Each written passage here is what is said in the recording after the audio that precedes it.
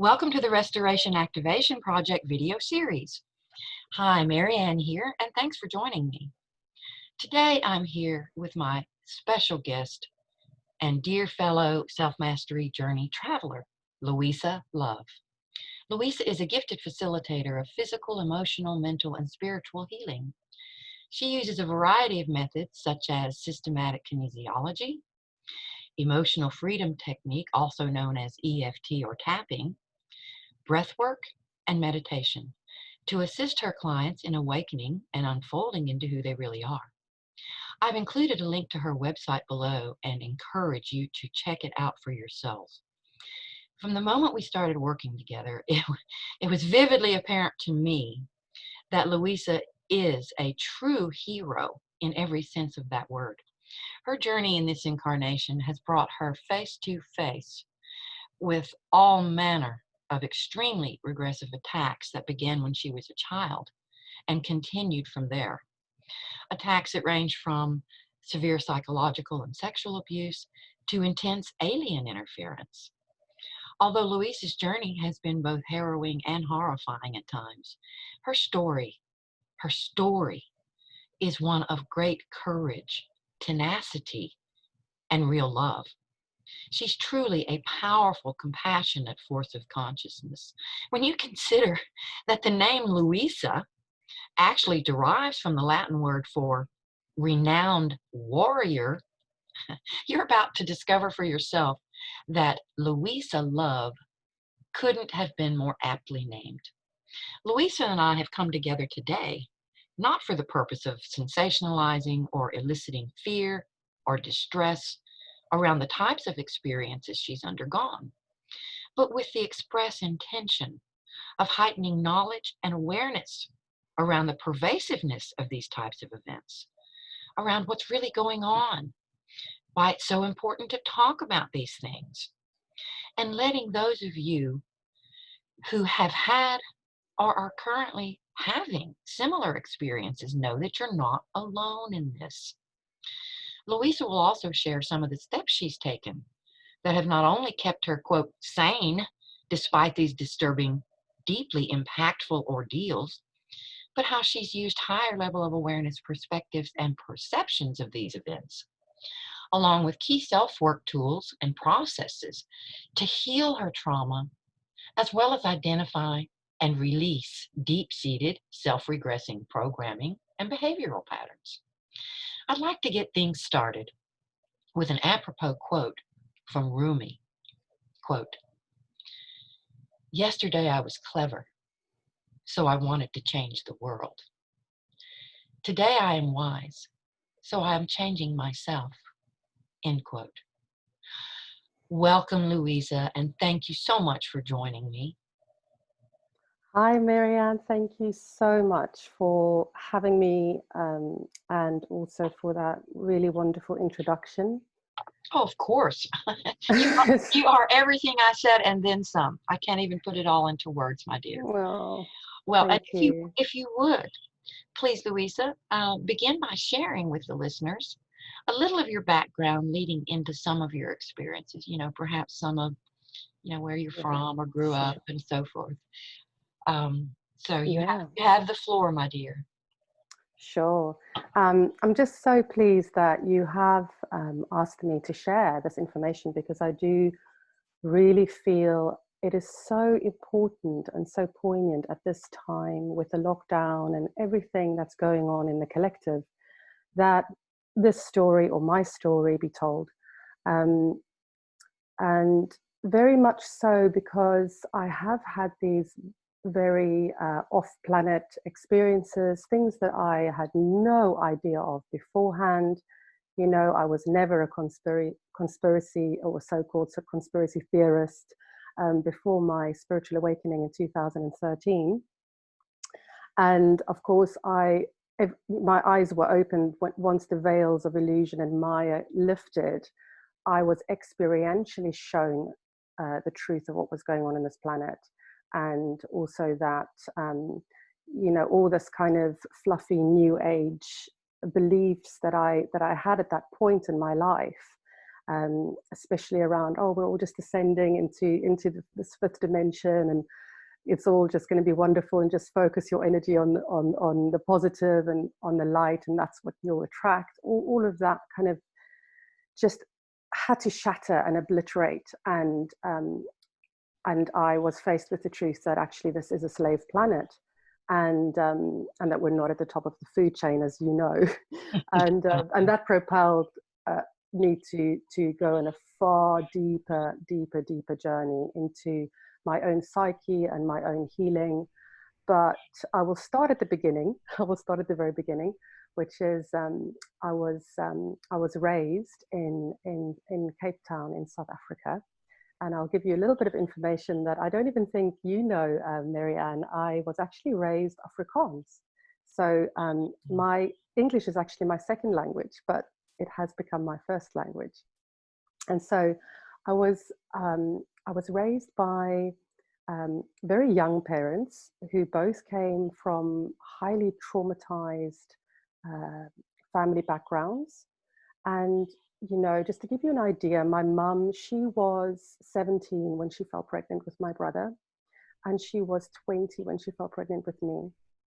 So they were very young, and they'd come from this highly traumatized family situations themselves. So on my father's line, there was alcoholism and physical and emotional abuse, and on my mother's line, a lot of emotional, I would say probably some physical as well, but also sexual abuse. And so growing up, they were very, well, they were very Christian as you can get.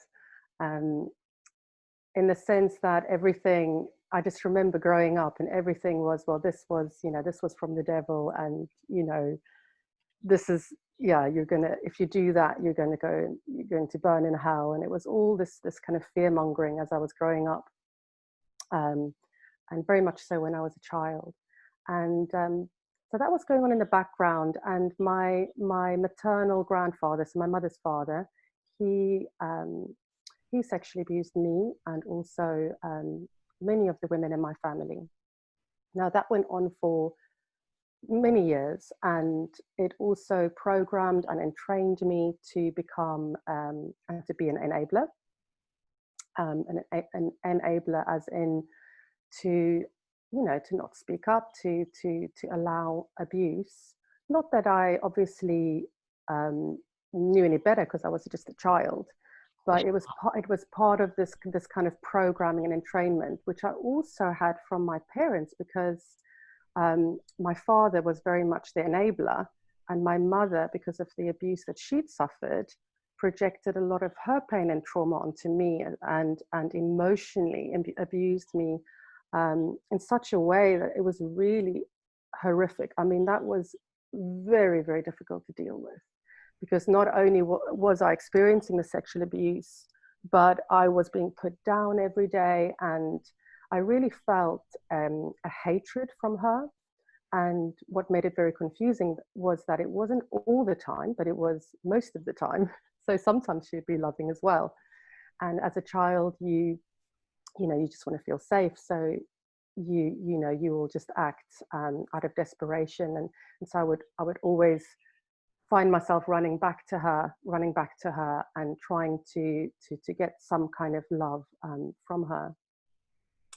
And of course, her own inner rejection of her own feminine energy and being a woman, that was very much projected onto me as well.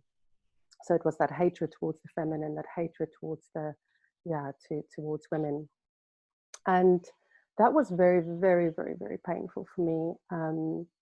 And I would say in many ways, even more painful than the sexual abuse.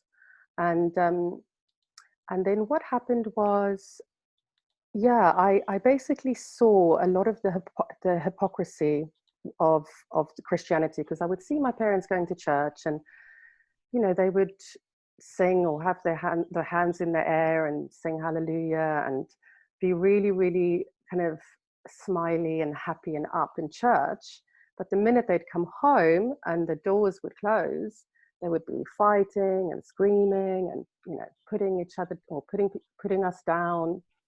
So I really saw this hypocrisy, and I just, from a very young age, I actually did reject Christianity.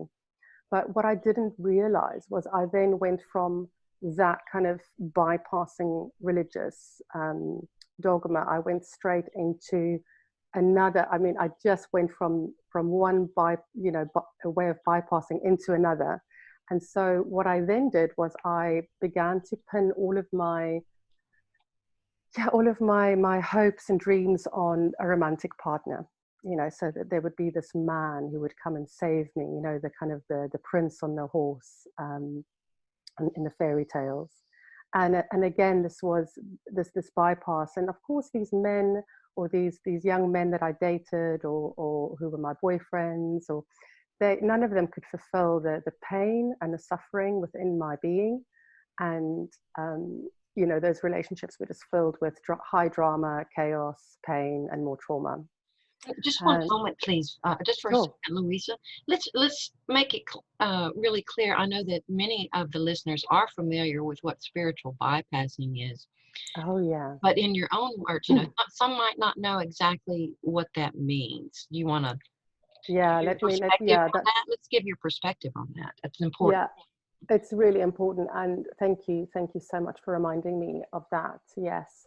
So spiritual bypassing in a nutshell is when we jump to, we jump to the love and light, or we jump to the final bit of the healing process, and we haven't really done the proper inner shadow important work to authentically be at that place where we want to be. So it's in a sense, it's a denial of process. It's a denial of the process of healing.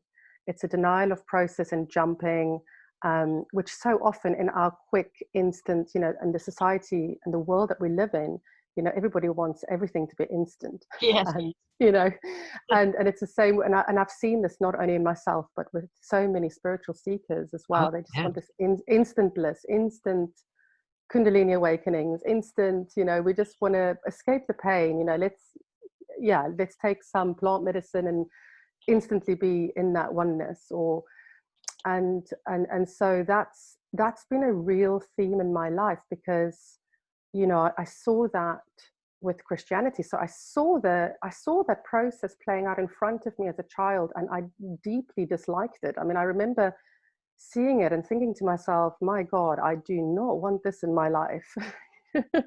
But little did I know, because this is how it works. We don't know we're doing it while we're doing it, because we're in denial. So little did I know I was then still doing it. I was doing it in other ways. So I was now trying to jump to this perfect relationship, Yes. with a romantic partner, for instance. And of course, that wasn't going to happen, because I had all this unhealed trauma. And then in my late teens and early 20s, I discovered I discovered drugs. And again, this is another form of bypassing, because you're jumping to that high, the high of the drug, and you just want to Oh, feel yes. good, and you just want to connect with your drug buddies and feel wonderful. So again, it was like this classic bypassing.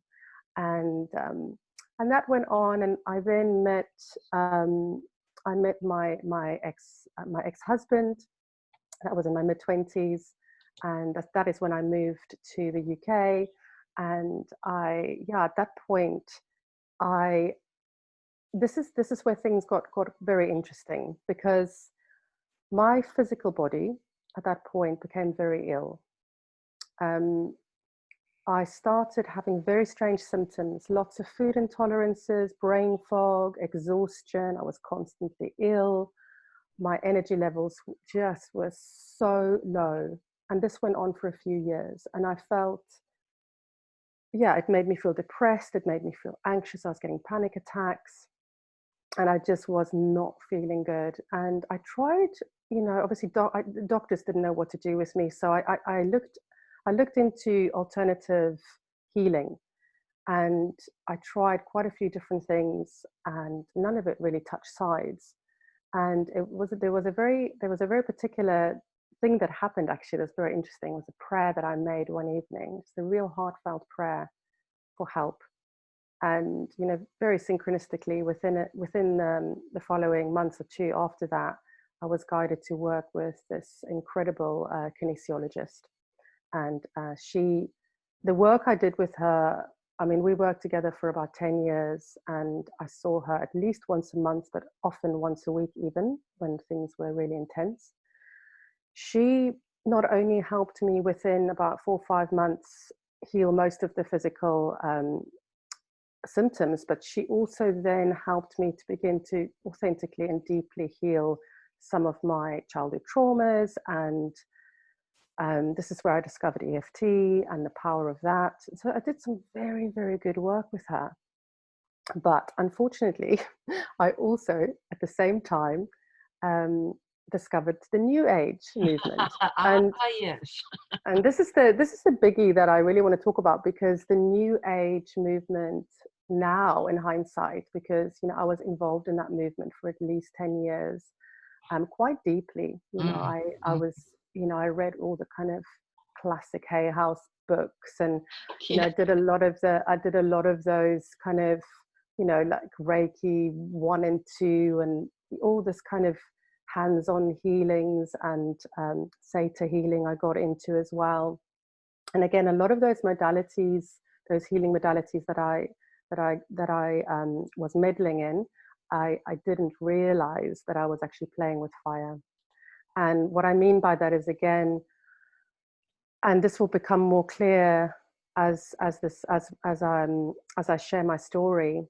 But yeah, I didn't realize at that point just how incredibly deceitful and actually very dangerous a Mm. lot of those techniques that I was using um, would be for me.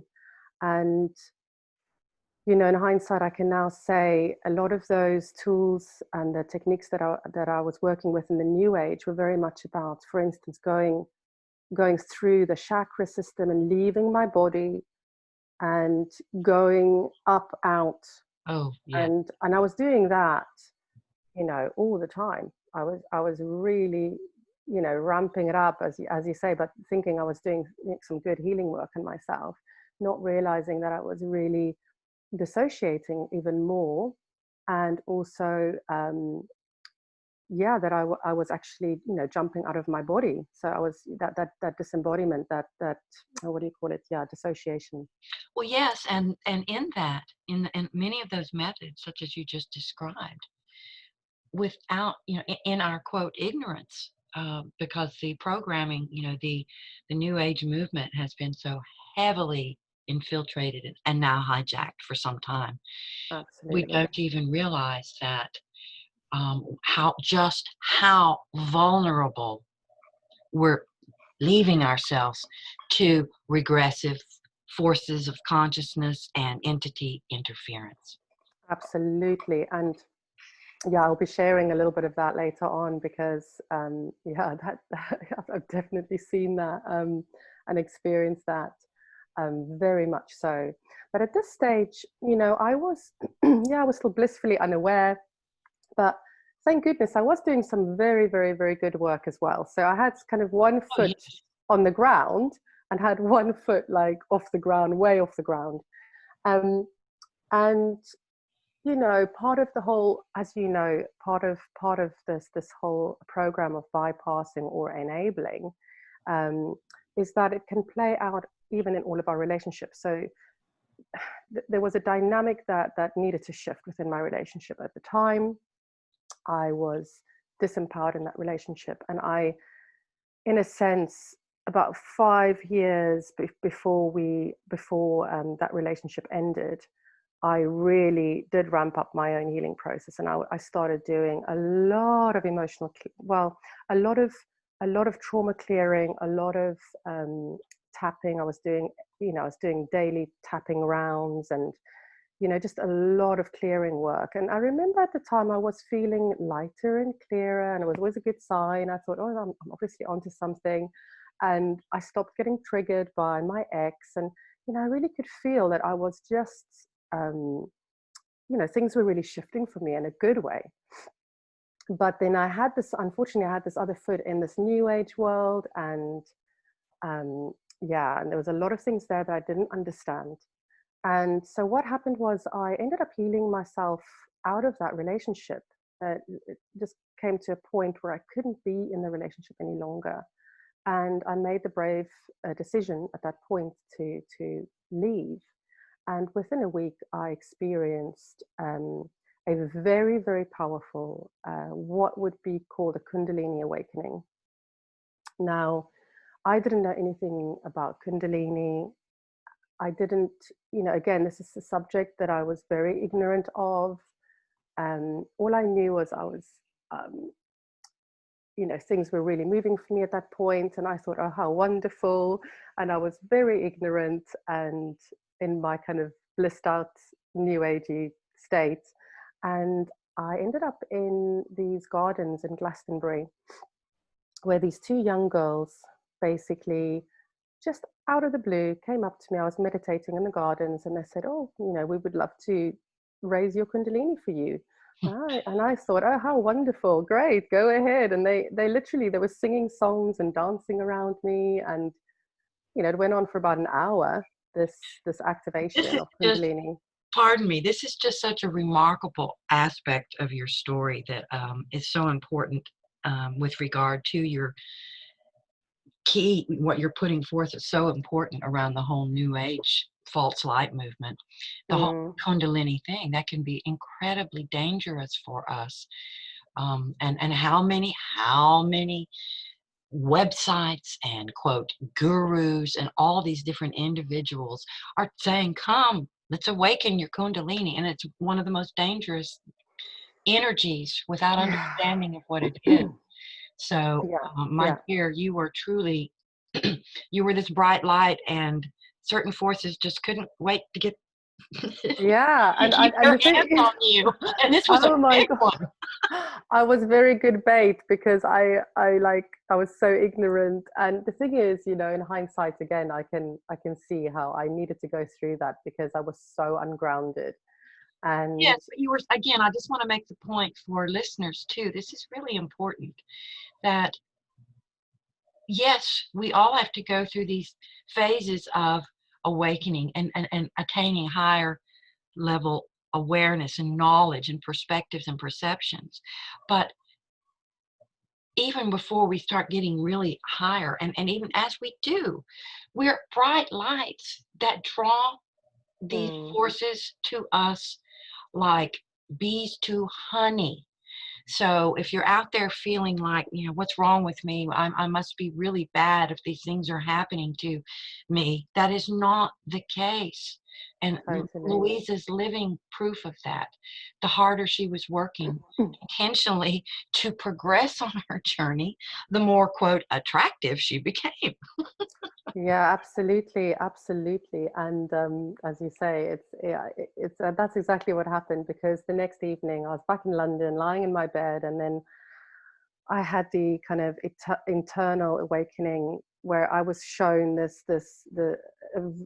a vision that was so powerful. Even if I wanted to stop it, I couldn't. It was the most powerful vision I've ever experienced in my life.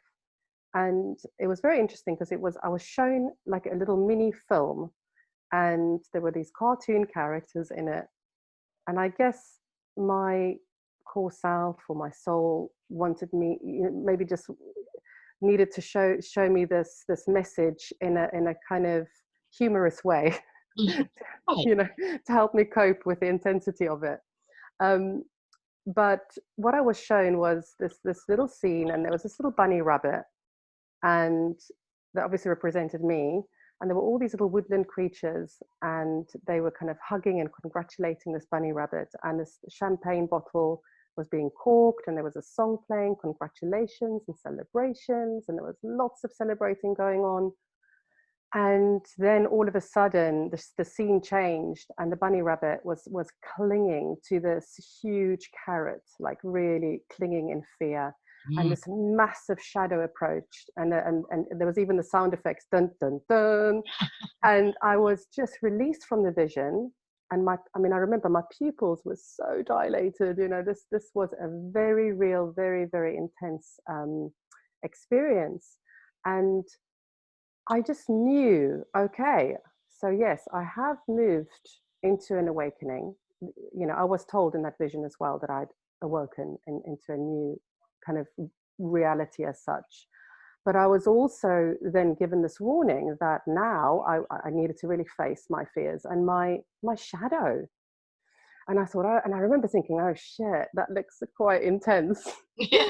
But I kind of put it to the side. And then, of course, excuse me, of course, then what started to unfold was just an absolute nightmare. So what happened was I would wake up in the morning and I would feel buzzing around my body, strange sensations, heat and cold, and um, excuse me. Um, I would feel things like pins and needles in certain areas of my body, or also muscles tensing. Very strange, very, very strange things, very strange dreams. And I really was feeling off, and I was getting scared. I was getting scared, very afraid of going to sleep at night, because every time I would wake up, I would feel more and more like strange. And then what started happening was I started deceased souls, so discarnate spirits started coming to me, and they would latch onto my light.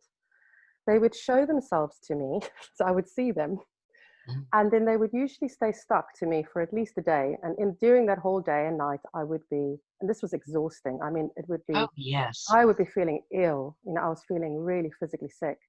And I would have to be having conversations with these guys, trying to get them to go to the light.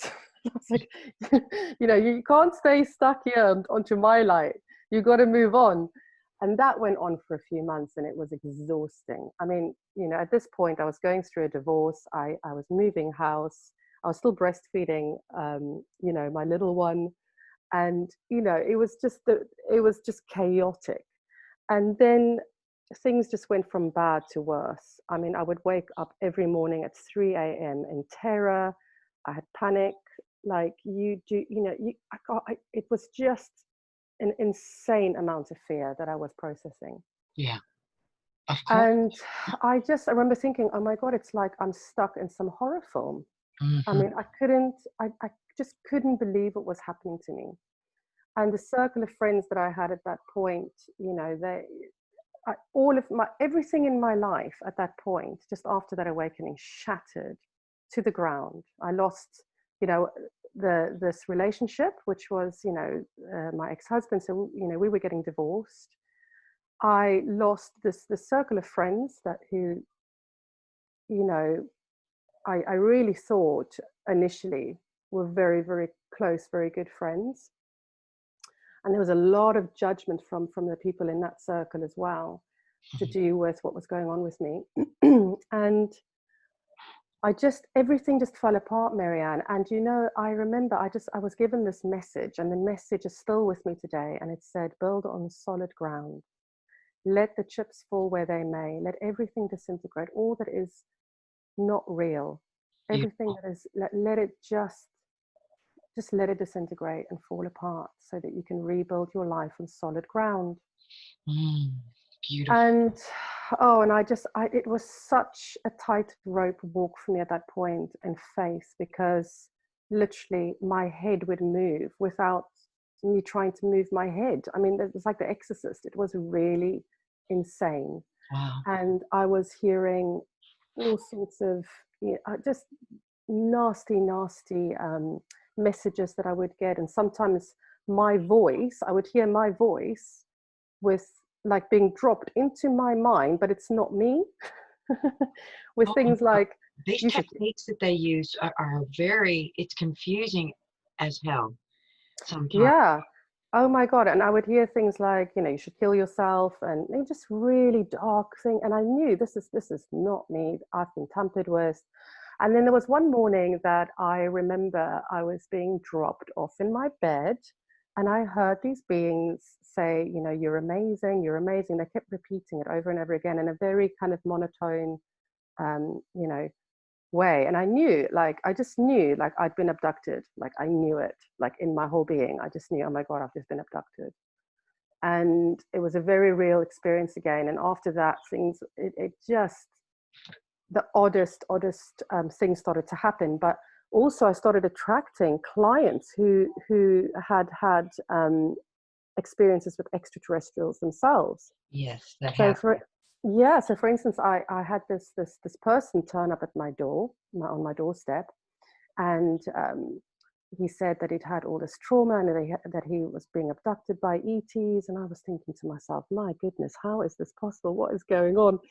Anyway, he was lying on the healing bed, and halfway through the session, his entire body just flipped up and did a like he just folded in on itself. Like I've never. This is a fully grown man, a big man, and so in that moment, I'm I gasped. I was like, oh, and in that moment, I could feel one of his implants from his solar plexus going straight into mine, and I could feel this thing buzzing around my body. And anyway, I sent this guy off, gave him the best healing I could at that time, and I went into my room, and I remember thinking, oh my god, I don't know how to get rid of this thing now, and what's going to happen. And so that night, they came for me, and the whole experience, I still remember. It felt almost more real than this reality. And I Mm, just remember thinking, I was lying in bed, and I remember thinking that the noise of this spaceship was so loud. Like, how on earth could it not wake the entire neighborhood? right. And then I realized that the spaceship was in my bedroom, and I was thinking, how on earth is that possible? How did they get through the roof? Mm, And and then I felt myself floating up towards the spaceship, and I basically just I couldn't move because I was paralyzed. But in my head, I found that I could communicate with these beings telepathically. mhm, And I literally just said, fuck off. mhm. I got really angry, and I just told them to fuck off. And to my surprise, they immediately packed up and left. And so that was an incident that gave me a lot of confidence. And it kind of showed me, it gave me a big clue in my journey as well. At that point, it was like, you have got to get into your power, into your boundaries, else this is not going to stop. This is such a key point in your journey and so many others. So many are, and it's understandably so in awe, so to speak, of what is unfolding around them that they totally lose sense of self, and that even if it's things that they're so completely unfamiliar with, especially on a personal level, a personal experiential level. Oh, everyone's heard of ET experiences, but to actually be experiencing it, and that's the whole point, to throw us off of remembering in that moment that we do have power and we can say Well, no. And so it's a beautiful that you recognize that at that point. and it's so important because this is exactly what the new age is try wants us not to do. That's the entrainment, that's the Yes, programming, is yes, to just be open and just to accept everything. Again, it's jumping to that truth, but twisting it in such a way that you then just open yourself up to evil, yeah, basically. and all under the guise of no matter what they may be doing with you in terms of experience and experimenting and implants and all. It's like, oh, these are our benevolent alien brothers and sisters. It's all good. Yeah. Yeah, exactly. And so also what I realized, and what I began to realize, was that programming of enabling and entrainment from a very young age, like what played out with the sexual abuse and with my Yes. parents, and all of that was actually part of me. This is why this was all happening, because there was still this part of me that was enabling it, that was too open. I was not in, I had to, it was like I was on a crash course for Yes. enlightenment now. Like, it was like, Yeah. right, you gotta step in. You really now, or else you're gonna just be all over the place. I mean, these guys are just gonna be infiltrating you left, right, and center. So the choice now is, this is your choice. And the only way that I could see was forward was to really step deeply into my empowerment. Well, yes, and I want to make the point here too that how courageous that was. But I also, and of course, you had the wherewithal because you had been doing such good, deep, intense work, despite all of Mm. the hoopla and the Mm. distractions and all. But I want to make it clear to readers too that you don't have to be. It doesn't matter what point you are on your journey. Mm. If it's something is going on that you know is wrong, that is an infringement of your personal sovereignty and your personal space, Mm. that it's never wrong to say no, and just, righteous anger. You can stand up and say no. You don't have to be at a certain point on your journey. Like I said, now Louisa could even, she was so far along that she could, definitely, she had some sense finally of what was not just that what was happening was something that she did not consent to, then she had some understandings of why it was going on. But you don't even have to be that far along. You can just say no and F off. So I just want Mm. to make that clear to Exactly. you. So Exactly. Exactly. Sometimes saying fuck off can be one of the most enlightening, things. empowering. It's Yeah, very empowering. empowering. And you will Yeah. see a difference. It doesn't matter Yeah. how long it's been going on. And that's what they want us to do, is to succumb to and to just totally lay down for it all of what they have in mind from that point forward. And I also Yeah. want to ask you at this point too, and um, don't lose your train of thought. Remember where you were headed. But do you now, have you retrospectively um, had any awareness yet or remembrance of anything like this during childhood? Because sometimes it takes a while for that to happen. But I will also say too that, and there are exceptions. There are always exceptions. There's no one rule, but typically this kind of thing has started at some point in childhood. Do you have any recollection of that at this point? No, I honestly, as a child, I was just trying to survive the actual abuse that was happening in the house. Yeah, the And I material think layer. Yeah, the material layer of abuse was so intensive. Like, I mean, now looking back, I mean, I can see how they were infiltrating and what they were doing via the people around me, and how for instance, my grandfather was absolutely possessed, and also how that particular, like, these ETs, what they do is they basically take ownership of your bloodline, and exactly. they will perpetuate the trauma in that bloodline so that they can keep feeding, because what I figured out was what's happening, and the reason why they want to stop me from awakening is because I'm stopping, I'm cutting off the food source, Yeah, and they don't want that. They want to keep feeding. So that's why they came in, and they were like, shut her down, shut her down, she's waking up, quick, get in there. But I mean, my mind at the time was so blown. Honestly, I went from blissful ignorance and living in that matrix, and that new age psyop, blissfully unaware, because when all of this happened, I just, it took me a long time to actually, to process it. I couldn't believe what was happening to me. I like, what, extraterrestrials? What is going on? This, I and that's just why it couldn't was so believe. shocking for you, because Yeah. you were so entrained with the new age bullshit. Pardon my French, Yeah. people, Yeah. but that's what they want. And plus the other, getting back to the spiritual bypassing thing, that is all around catering to the ego's hijacking of this work, focusing, becoming even more deeply identified with ego. We don't even realize that that's what's happening, but it's ego's interpretation of spirituality, if you will. That's Uh, how they got in, because yes, obviously when they said to me, "You're so amazing," I remember thinking, yes. God, I said they've gotten into my spiritual ego. Oh, And that was how they initially would have gotten in. And I would have just, my feeling, because obviously now knowing that they wipe memories, so my feeling is initially they would have come to me, and I would have, and pretended, to be my space, as you say, the space brothers, space sisters, and I would have just gladly have gone off with them, so blissfully unaware. so many do. I mean, Oh my it's God. tricky if you don't really understand some of the nuances of this. And this is why, it's, again, I'm so grateful that you're sharing your story here, Louisa. It's so important.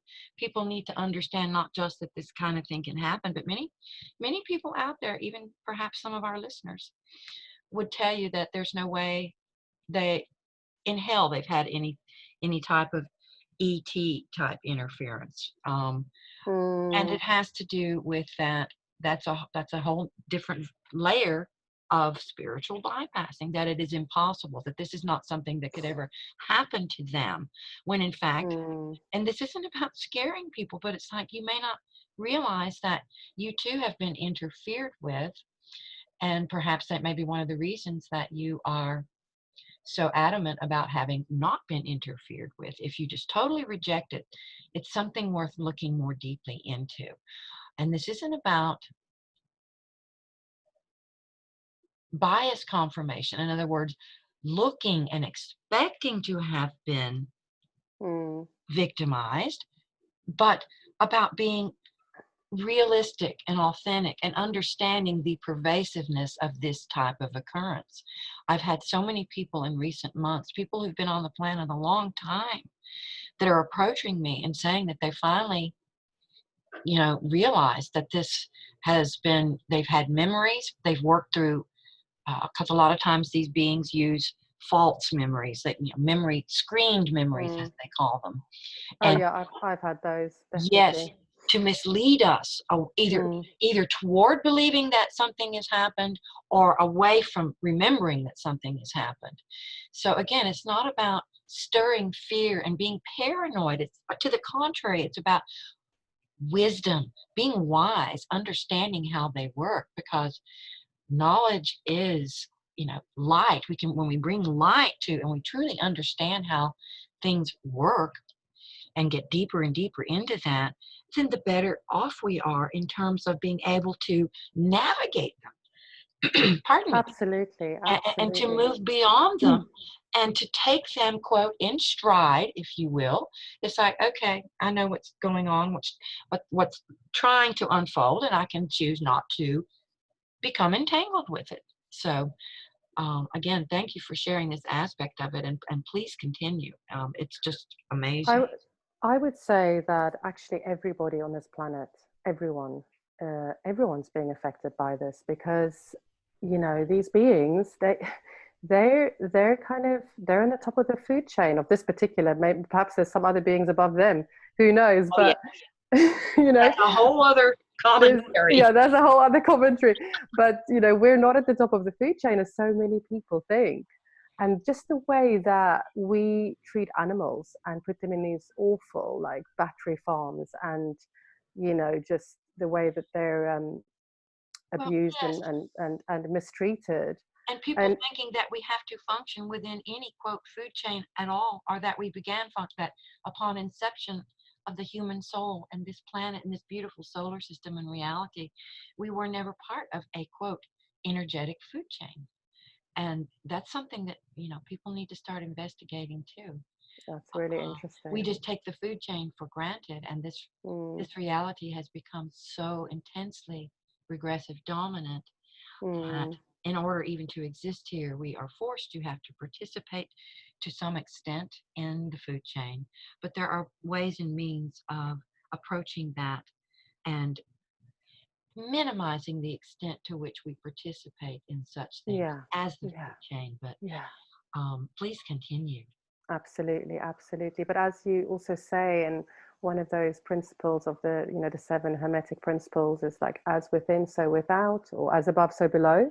Yes. And so we can see this playing out in our reality down, kind of like on the earth plane, how Exactly. how we're treating animals, and also the whole thing of animal testing. Yes. Just all of that still Testing, going. That all of that experimenting. still, yeah, that's all still going on. And in many ways, I was like a lab. I felt like a lab rat. They took me. They Oh did all yeah. these experiments on me. They put all these implants into my kind of body, and Well, that's so what's going on now at the global scale. yeah, We're lab yeah, rats. We have been for millennia, and it's just, been sort of amped up right now. yeah. Yeah, absolutely. But I think, I think unless you're fully, like, like fully enlightened or something, unless that, you don't, then you are still going to be affected by that regressive consciousness. And that's just part of this reality experience. And there's also a higher kind of truth to that, which is that Oh, through that experience there's a learning, there's an element of we can learn through those experiences to yes, basically that's bottom line overcome. purpose. That is that's the highest level perspective, Louisa, which you really get, is that Mm, despite, we can get into this divisiveness around it. And again, that's not our purpose today. But the highest level perspective is this is one of the grandest opportunities that could be imagined to remember and step, not return to the way things were, because obviously the fall of man took place because we had our quote shortcomings. And it's not about perfection, but creating anew, letting this, as you mentioned earlier, that all of this has to crumble. It has to crumble. The mm, down to the entire infrastructure, societal infrastructure, but in order to get to that point of new creation. And that's, again, that's part of why we're on this journey. The big thing. totally. That's the big Also, thing. yeah, and also what I really want to also just bring up, which I think is very important for the listeners, is that at the time, this was 7 years ago, and at that time I went through phases of real desperation. And so first off, the one thing that helped me tremendously, which again will give the listeners some clues into how we can dismantle from this energy. So the one thing was I was synchronistically guided to a 10-day silent retreat where I basically learned how to meditate properly, and by properly I mean body scanning, vipassana meditation. And what happened with that in that retreat was on day 7. So now, if you can imagine, you're meditating up to 10 hours a day. And so on day 7, I started to feel these implants basically moving up and out of my body. Mm. And it was the most incredible thing because at the time, the teacher of that technique, Goenka, he talks about the sankharas. In Buddhism they call it sankharas. These sankharas, mind miasms, they get basically, as you meditate, these miasms, they push up to the surface and then they get eradicated. And as he was talking through that experience, I was releasing these implants, and I thought to myself, my goodness, I wonder if sankharas are actually implants. And it was just a fascinating experience. And afterwards I spoke to some of the other participants, and all of them had similar experiences of feeling like, for instance, buzzing in certain areas of the body, but they just assumed that was the sankhara or the blockage, the physical blockage in the body. Or Well, but yeah, there you go. So for me, I could obviously, because of the experiences that I had consciously, I yeah. knew what was going on. And the other interesting part of this was, this is how I know that it's artificial intelligence as well. This was the implants that they implanted in me were very much related to mind control, AI, and mental body. And that's why meditation is very powerful, because it cleanses the mental body. Yeah. And so it's one of the things that would happen was, just before that implant would release, I would have, my heart would begin to race. I would get a hot flush, and then poof, it would kind of leave my body, and I would feel so light and so clear. It was a really interesting process, and it would leave the smell of sulfur Okay. in my nose, in my mouth. So this just kept going on. This went on for a number of days. I was just releasing so many of these implants. Well, And I so have to touch the sulfur thing is important, and why that's important and noteworthy. yeah, Go ahead. What's your perspective on that? But that particular smell. Um, well, I've heard that, yeah, it relates to very, very regressive um, attack. yes, the smell of rotting, of death, of Yeah, darkness, regression, and yeah. so that's why that particular smell is noteworthy. So forgive me, but I Absolutely. just No, want it to was, it all feels important. And, yes. you know, and as I said, I'm just sharing the truth of exactly how things unfolded for me. And, you know, it is my intention that this can help, um, you know, the listeners. So yes, so I did the Vipassana, and that was very helpful. So I had then this wonderful kind of meditation technique that I continued to work with. I still work with it actually, even today. That was I did it beginning of 2014, and it's really helped me not only to clear like most of the implants, but it's also really helped me to just really remain, have that present moment awareness and that kind of mindfulness. It's really helped me to step more into me. Well, yes, And and the some of your particular experiences too that are, I think, would be of benefit to listeners is the some of the actual methodologies or approaches that the ETs use in terms of actually messing with you and your mind body complex at the energetic level, of course, the soul level, but your the spine experience, the oh yes, yes. So there's been some things that I've memory of. There was one yeah, one memory that I what I remember is being suspended kind of in space just above the earth, and there were these huge giant spaceships hovering right above earth, and I was hooked up to this really. I think actually it was like I was being hooked up to another entity, an alien, oh, and but basically it had these suction points that would kind of, they were all suctioned into my chakra system, but from the back, so from my spine, mhm.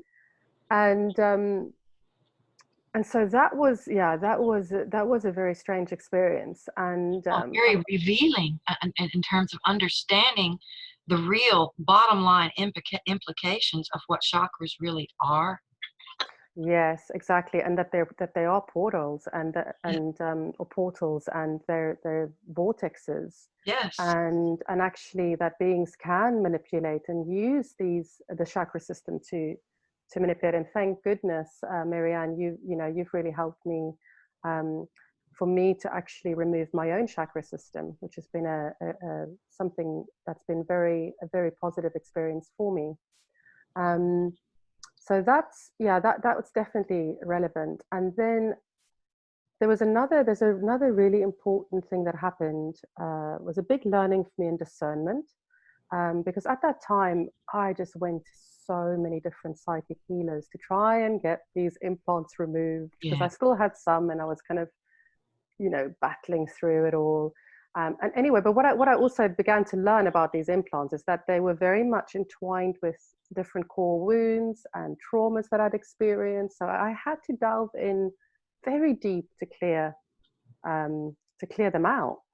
Um, and that's been an incredible journey and a multidimensional journey in so many ways. But there were times where I felt desperate, and I thought, oh, I'd go online and I'd try and find anyone to just help me clear these implants. And none of them, first off, I spent thousands, none of them could actually touch sides. None of them were able to ever remove anything from me.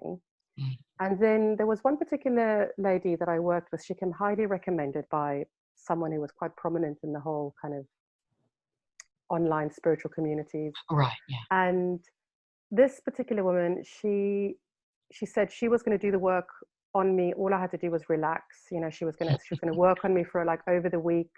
I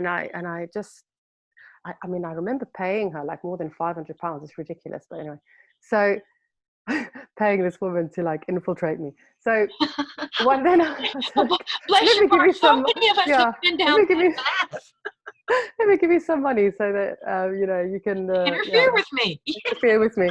Um, but it was a very important lesson, because what happened was that Okay. evening, I was literally like, I was woken up and I was on an operating table, and these ETs were literally busy. They were busy operating on my brain. Oh my. It was Oh my. really, and I was like lying on my front, and I was trying to wake myself up because I became conscious like throughout this experience. And then they tried with their long fingers to push me back down on the table. Oh my. And then I just like, I really needed to wake myself up because I knew that I was in this experience. And then I managed to wake myself up and I got out of that experience. And it's also important for your listeners, I think, to know this is not a normal dream. No, unless you've been subjected to this type of interference, then it would be Yeah, quite normal. this And is this is yeah, this is an astral attack. This yes, is something very different to just a normal subconscious dream. yes, Yeah, yes. just wanted to say that because And they it's might say, true. oh, there she's, maybe she's just dreaming this. Like, no. No, and there are very distinguishing features that you Oh can yeah, learn.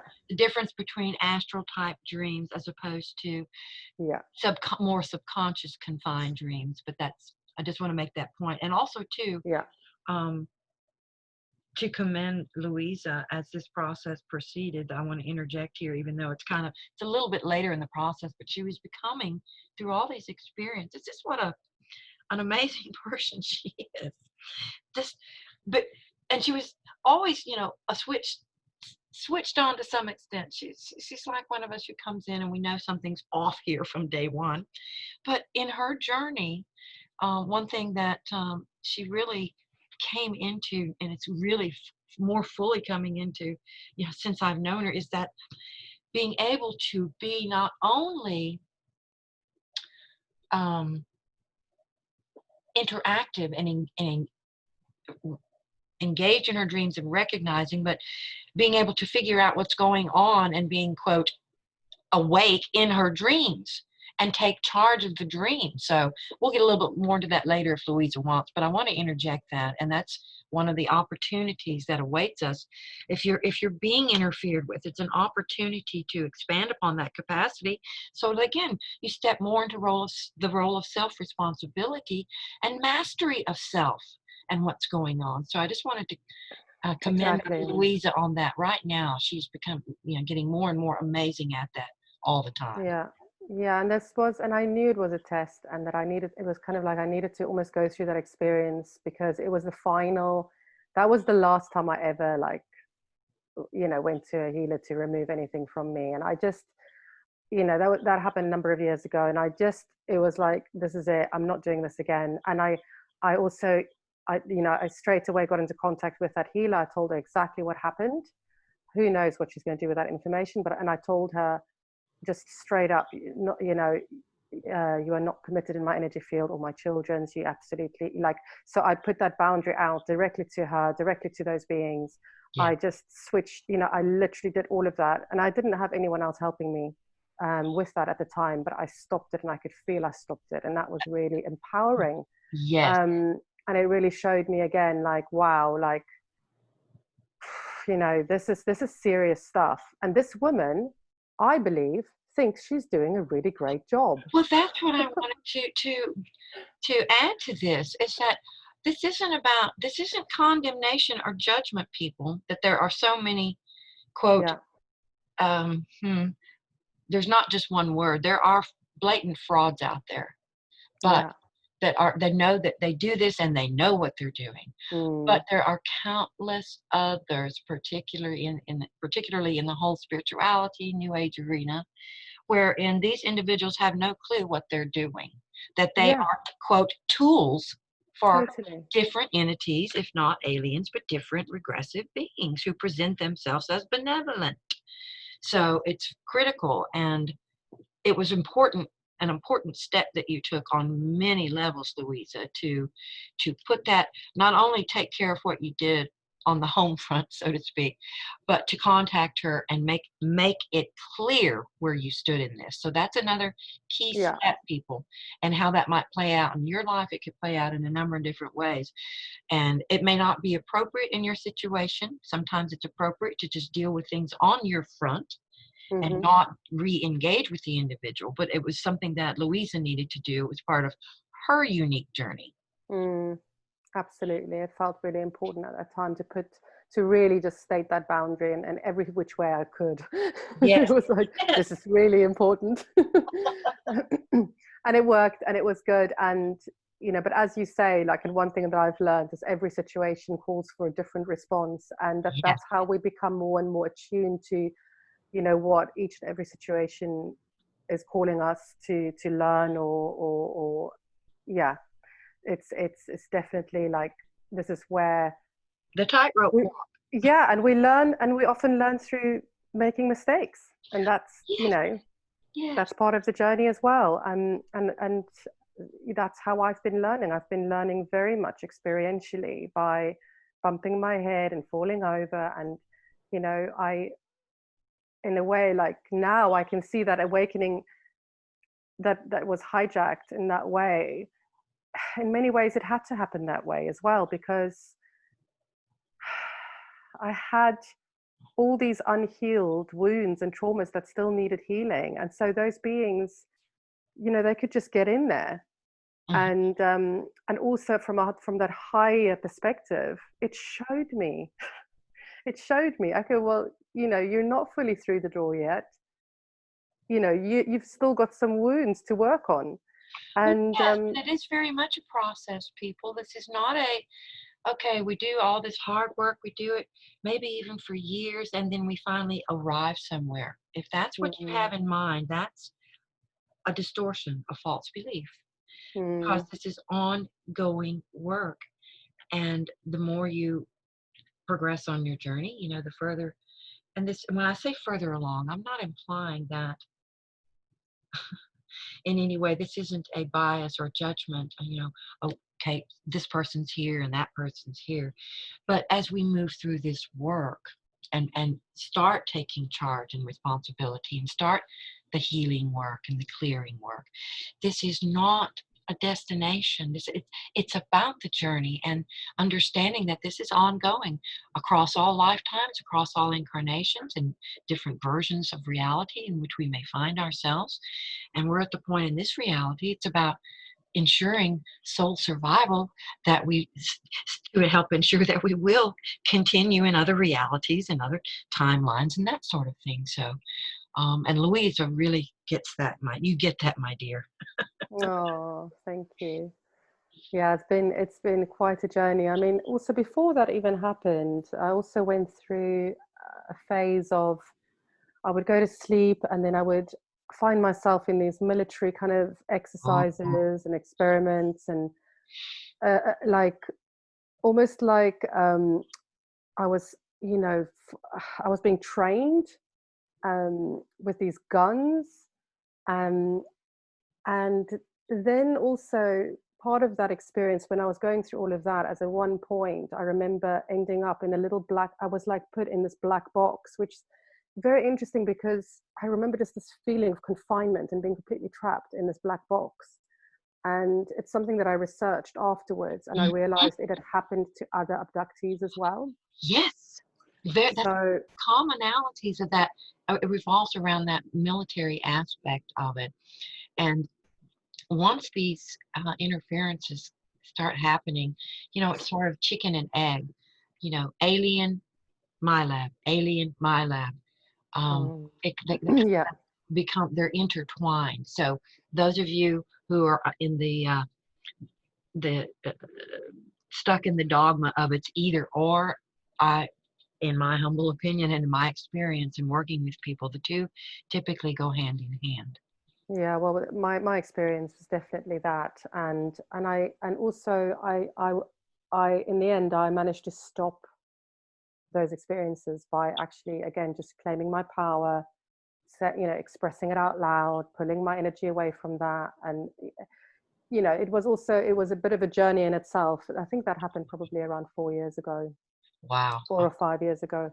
Um, but yeah, that was definitely like a part of this journey. And yeah, it's been hard work. It has not been an easy path, but one thing I can say for sure is that it's been getting easier.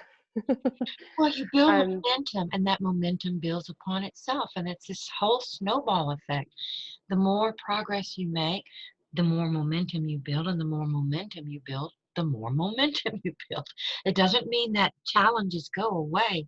No, we just get led more into the nuances of the work that we need to do, or different, perhaps different little side paths that we maybe haven't been able to see in the past.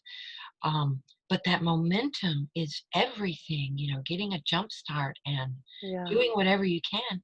And as Louisa said, the reason it is so difficult, and it is difficult. I mean, Louisa's story, if that's not an example of intense difficulty and challenge, I don't know what is. But how could it be otherwise when you consider the pervasiveness, the depth, the extent of the regressive consciousness and co-creation in this reality at this time as we near the convergence point? It yeah, can't be any other. yeah. So it is a journey, and like I said, my dear friend Louisa gets it. I'm so glad you've said that, because that ties it into why I feel this is important now for me to actually make this public and to really, talk about it. Because at the very least, people who are, for instance, not at all interested in even looking at, uh, that who don't even want to believe that any conspiracies exist. Perhaps if they hear, my story, um, it can just open the mind a little bit A to, little bit. just go and have a look a little bit deeper, because actually life as you know it may not be what it presents itself to be. And that veil of illusion, Maya, the Yes, matrix, is yes, very real. It's very, very real. And anyone who's ever stepped through that veil, um, can say that with absolute truth and authority. It's very real, and it feels very safe there. Feels very safe. Oh, the governments are looking after me, and yeah. I'm just doing my good work, and everybody's good, and everyone's just like me. Yo, that's And another all of big one. yeah, all of that kind of, the kind of like, it's the child, Yeah. and in many ways that's the little child. And then when you break free, it's like, welcome to adulthood. And Now it's you time to take responsibility. and as tough as it is, and you will know, taking responsibility, that was one of my earliest lessons in my awakening. I remember the day that I don't know what it was that I read, but this one statement that when I finally understood that I am co-creating this reality. Mm, And it was the most intimidating, joyous moment. I sobbed, wept. It was so liberating. yeah, yeah, And when you finally get that, it is the most yeah, freeing thing. Yes, it's yeah. intimidating as hell, but it's the most liberating thing to become spiritually, mature of soul. I mean, Yeah, because at the beginning, when just after my awakening, and I was going through the initial abductions and the discarnate spirits, and it was really, really, I was in a state of constant fear for at least 6 months. It was of course. very, very, very intense. And at that point, I was I was still a little bit in that child mode where I was like, God, what's going on? Why is this happening to me? There was a lot of that.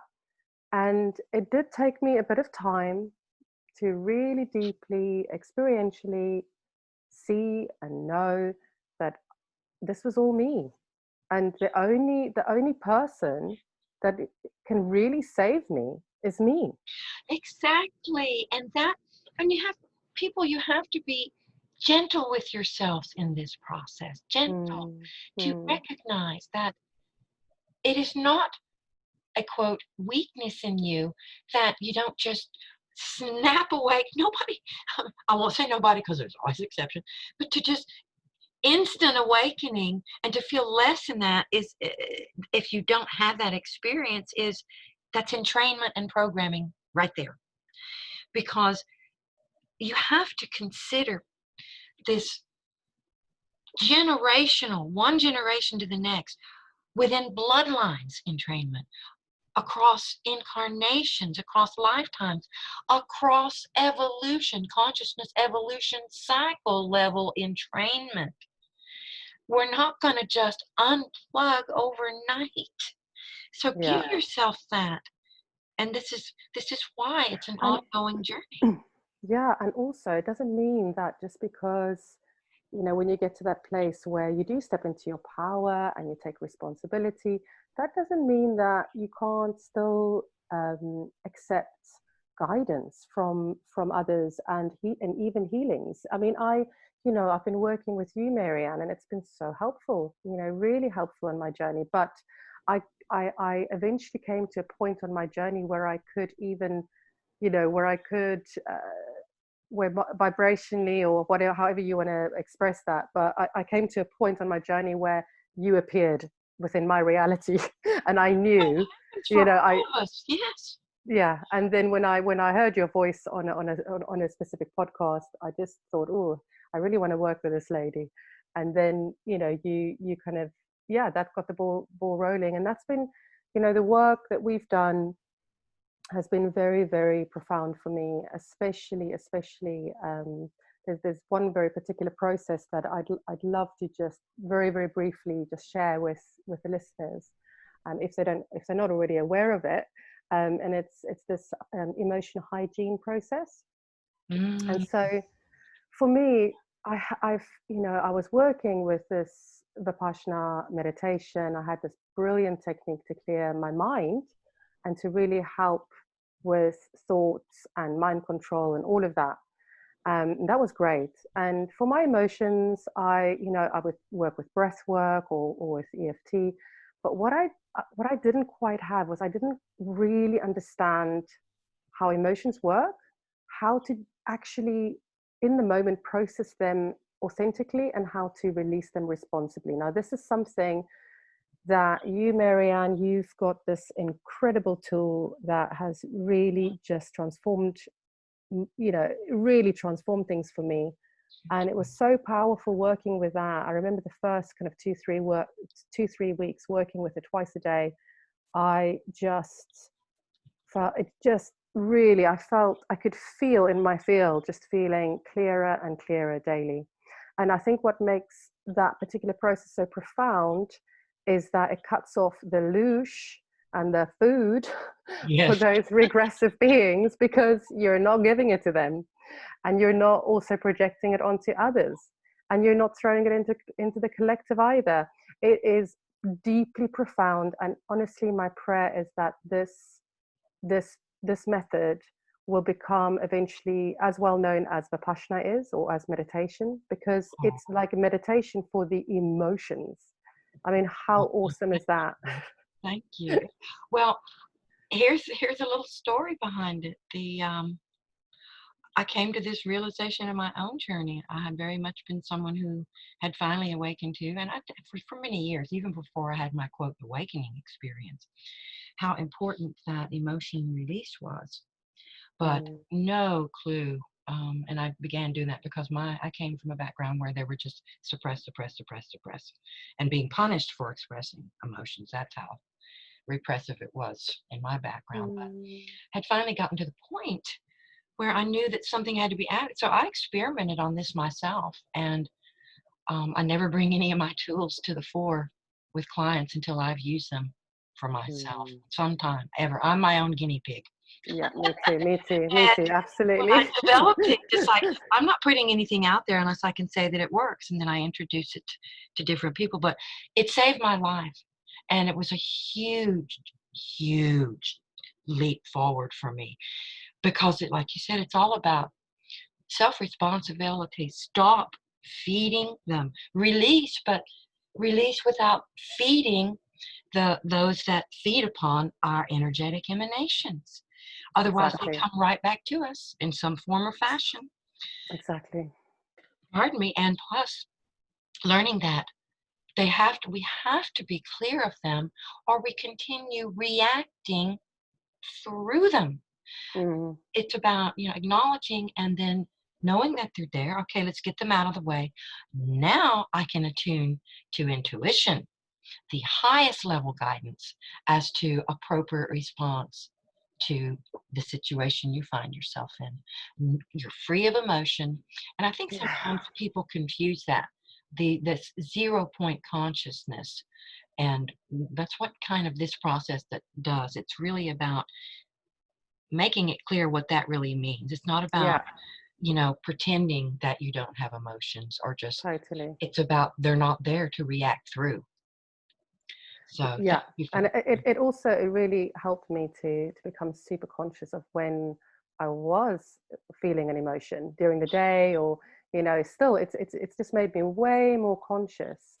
And then I have this method now. I know how to yeah, how to process through it, and yeah, it's really powerful. And what I also just want to say, another thing that I want to add to that is, and this is something I do as well in my clinic as a healer, is I don't do the work for my clients. And, Marianne, you don't do the work for your clients. And I just love that. I love that you give me and your clients these processes that, it's like you give it to people and you say, well, this is the information and you can go and do that if you so choose.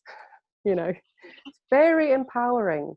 It's Um, all intuition guided, and you know this too. The you know, it's and you, every no two things. That's one of the very few processes that I offer to clients, and that is rarely, if ever, um, quote, adapted. It is so clean and pure in itself because mm, virtually all the other work that I do is attuned specifically to the individual.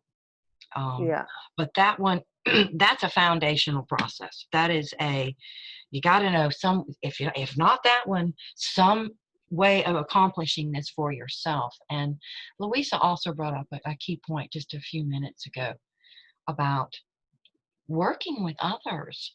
Yes, it's we do this work for ourselves, on ourselves, but when you reach out to another individual who is on this journey and doing his or her work, when these individuals come together in support of each other, it's an incomparable opportunity to make huge leaps and bounds. yeah.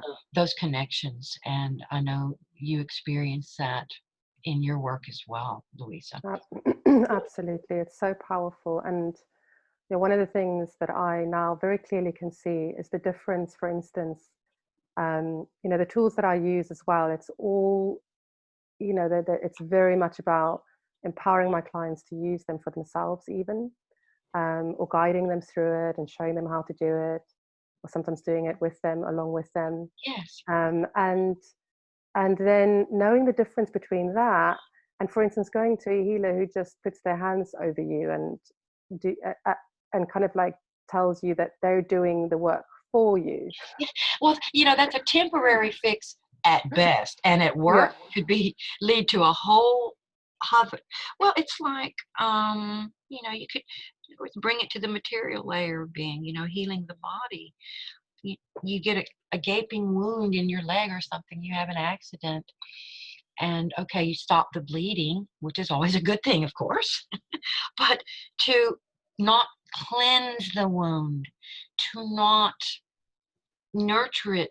I mean, uh, it's like leave whatever debris is still in there. You might get some immediate relief, doing an initial cleanse and putting, stopping the bleeding, Mm, take a couple of pain pills or whatever you might do. But unless we clear out the reason that we were so deeply wounded, the exactly.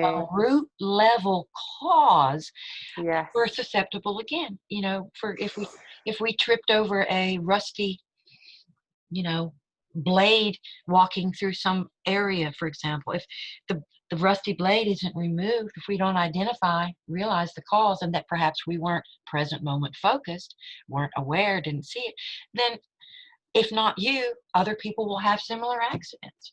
So we've got to get to the root level This cause. this is absolutely key, because this is why none of those, psychic healers could remove any implants from my being, because It's even if they superficial. could, it would just come straight back again, because Yes, they weren't addressing the root cause. Because these things like implants or attachments, whatever you want to call them, or they're hooked in to core wounds and trauma that needs to be authentically healed. They need to be investigated exactly. and felt and released responsibly, and so that then it can easily just drop off. And that's been very much my experience of also the stuff clearing. As you do the work, you do the inner work, and then you can do the meditations as well, and it'll only drop off once you've healed the wound.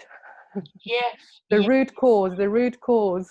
Yes. Yes, and in these cases, it's yes, the psychological level, the physical level. We have to learn body scanning as part of this work. Releasing things from the body, mind body complex itself, addressing things from the psychological level.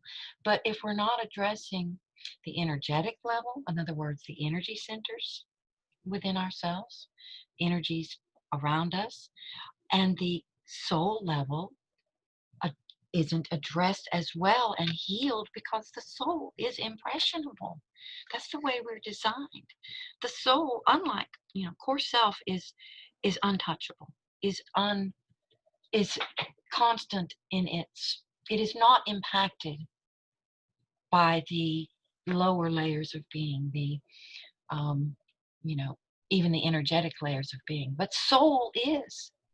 That's part of the beauty of the soul.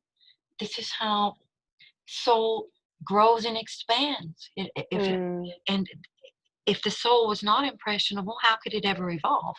yeah. So it's about multi-layer of being, healing of trauma, and identification of programming that occurs at all levels, because we do things at the soul level too that we can look into and realize perhaps we've made various contracts and things. So multi-layer, addressing this at every level of our being, that Yes, makes and this all is, the difference. Yes. yeah, and I think another important thing that I've been learning, especially working with you, is how we, and also just before we started doing our work together, it was already coming into my consciousness, because I started working with this technique called internal family systems therapy, which is Yes. a psychological um, form of therapy, which I highly recommend. It is fantastic. And it really looks at the individual as, that we have all these various different parts and aspects to who we are. And, but what I really then, that went even deeper for me when you and I started working together, because I then realized that some of these split traumatized parts, those are the parts that get manipulated in, for instance, your dream state. Yes. Those are the parts that will sign contracts and do things that you don't agree with, your conscious self. But because those parts are so traumatized and programmed and entrained, and they haven't been brought back yet and fully healed, they're the ones that leave us vulnerable. So, for instance, when you and I were working together, there was one, I told you that I had that one experience where I found myself making a contract, my dream Literally. self, Yes. and I woke myself up out of that, and I had to like cancel, clear, delete. And We I just thought, You how is, nailed it. You yeah. I was like, how is this possible that a part of me can be working against me? And I really investigated that and realized that it was a part of me that still needs healing. And that's why those regressive beings, they need us traumatized, because they work through the trauma and the dissociated parts. And these parts need to be integrated, the soul retrieval, they need to be brought back in. And it is a process, as we've both said during this our discussion. It is a process, Yes. um, but it's a process that is so important right now. Um, The so truth yeah. is, right now, everything, if you're on this journey, I mean, you know it at the level of soul and essence layer being, that you are here, that it's your mission, your purpose, whatever you choose to call that.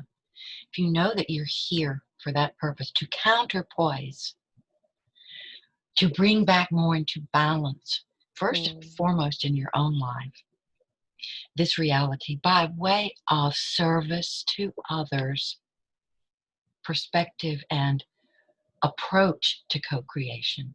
Above all else, service to others, and that includes you by default, because when that becomes your focus, then you are healing along the way. Yes, you have to do your work, but what we see all around us is pointing, everything that we see is that this is the only solution, quote, solution to what's going on now. This is the only way it's ever going to, quote, change. And transformation will not unfold shy of transformation within. As within, so without, as without, so within. We are the co-creators.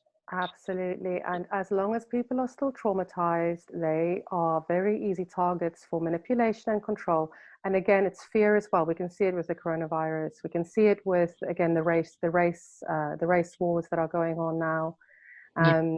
You know, this is all, it's all playing into that collective trauma of racism, and and and that's how people are triggered. People are triggered, and then they basically project their shadow wounding and their unhealed trauma Yes. onto others, and that violence and all that trauma will keep going until each and every individual wakes up for themselves and begin to heal and unravel and heal those traumas within themselves.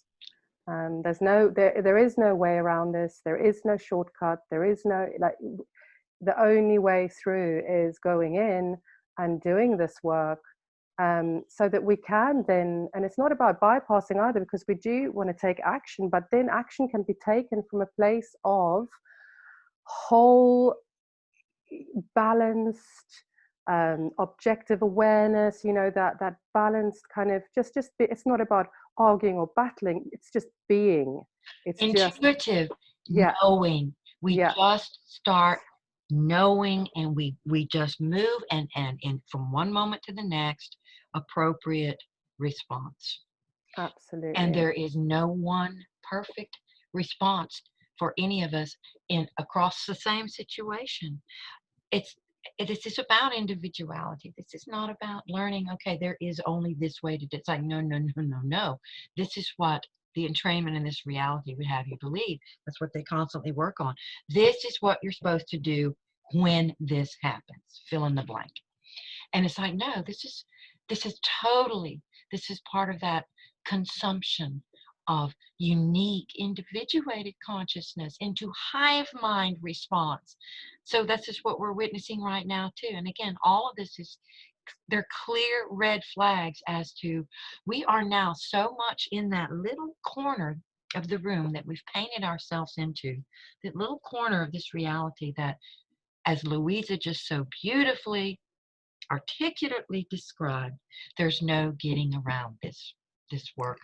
Absolutely not. But one thing we can also do while we're doing that inner work is to focus as well our attention on solutions and how we actually want to live our lives. Yes. I do really think this is an important part of this process as well, because now I do feel so I just feel so kind of inspired. I've started growing my own food, and I'm envisioning, you know, a healing center, and there's a lot of it's like, it's as if also this whole lockdown has very much propelled, and I don't think it's just me. I think there are many of us who Oh, feel this way.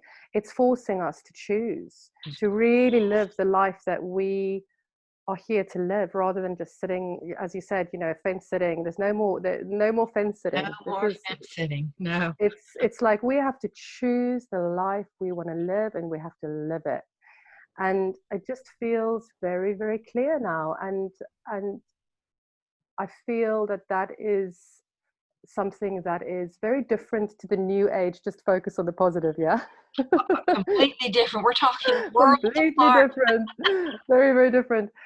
Because we're still doing that process work, we're still doing our shadow work, we're still going in, and and again, it's not an easy process, because when we do the shadow work, this is something that we haven't mentioned yet, but when we do that shadow work, it often comes up in our relationships with others. And so That's the I only true way to get the fullest perspective of the shadow is in relation to other. That's and it. it is painful. I can tell you, it is so painful. And you know my story well, Marianne. But it's like these painful kind of disagreements or confrontations, or Oh, yeah. there's such deep value Yes. when we have those triggers, or when we're triggered into childhood trauma or whatever it is. th- th- there's such an opportunity for growth. So when you are going through a big shadow triggering experience with someone you love, or with just a person in your life, and we need to stop looking at these kind of confrontations or experiences as that they're bad, because actually they do offer this incredible opportunity for growth. um, And when you so take just that perspective, that truly is what I refer to as conscious interaction. And that lays the foundation for conscious relationships, wherein, conscious interaction sort of opens the gateway, because, you're going to engage with perhaps any number of people during the course of living your life each day that are not awakened at all and are not here to be awakened and will never be awakened. Um, but you can choose to interact, to engage to the extent that is appropriate for you. And doing this work enables you to do that, to know how to navigate. How many times are we hearing, Louisa, right now, people saying, I just can't deal with these people that are just so refusing to look at any other perspective and so forth. Well, you can take steps yourself that enable you to navigate those situations, when it's appropriate to say something, when it's not appropriate to say something, and to take those energies and to help you identify your shadows and what's being triggered within you. exactly, And, exactly. and conscious relationships, I think conscious interaction is fundamental to conscious relationships as well. Um, because conscious relationship is, well, basically, what Louisa and I have, is about each person, both parties or multiple parties involved. The focus is helping other move through their process, on their unique journey, awakening and more fully embodying their unique gifts and talents. But the focus is on other, in support of other. And in that, you get these gifts for yourself. Yeah, It's this beautiful cycle. So that's, in a nutshell, conscious relationship.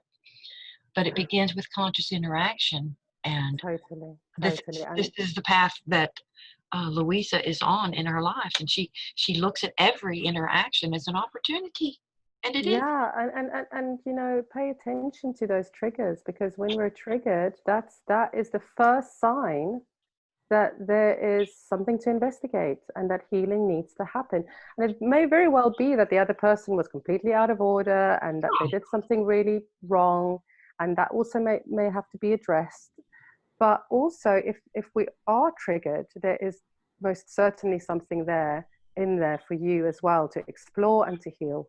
um, and so the triggers are actually gold dust. They are. I've learned to actually love my triggers. Yes. um, and What a part of that beautiful is way to put it. yeah, and also your emotional hygiene work, that's part of, again, that's very powerful for when we're emotionally triggered. And also EFT personally has been a very powerful tool for me whenever I've been triggered, to just really just to really get that, and to take responsibility for that feeling judged, or whatever it is that when we're triggered, often we feel judged, as an example. But Exactly.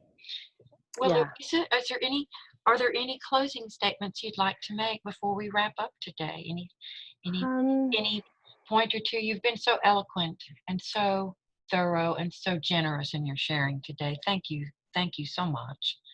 Oh, thank you so much for having me. I would like to end with build your house on solid ground and focus your attention on solutions and how you would like to live your life, and face what needs to be faced, stepping into your inner warrior, and just know that you're not alone. Beautiful. Beautiful. Thank you again, Louisa. And again, I've included a link to Louisa's website below. And please, I encourage you to visit her site. And I've also included a link to a new program that I'm offering that gives access to it's a very accessible program if you feel you need assistance in the kinds of areas we were talking about. And you'll find a link to that below as well. But thank you, Louisa, for this beautiful gift today. Myself and I know our listeners are deeply grateful to you and honor you for doing this. Oh, thank you so much, Marianne, and thank you for being you and for all the work that you do. And thank you for this wonderful opportunity where we could come together and really, yeah, talk through these really important topics, and where I could also share my story. So thank you. You're deeply welcome. It was a treasure for me as well. And thank you, listeners, for tuning in. And our sincerest intent, both Louisa and myself, is that if you're on this journey, or you suspect that you are meant to be on this journey, it doesn't matter whether you're just getting started or if you've been doing it for years. There's work to be done for all of us. And our sincerest intent is that there will be at least some nuggets of information that you'll find within in the threads of our discussion. And if it strikes you, grab it, latch onto it, follow it, trust yourself, and follow what you need to do to keep tuning more and more into your own unique journey, what you really are, and why you're really here. And follow that and trust that and be true to that and do whatever work you need to do so that you can follow and stay true to that. On that note, I'm going to call it a wrap. Thank you to everyone for tuning in. Thank you again, Louisa. Take care on your journey. Be true to you, and bye for now.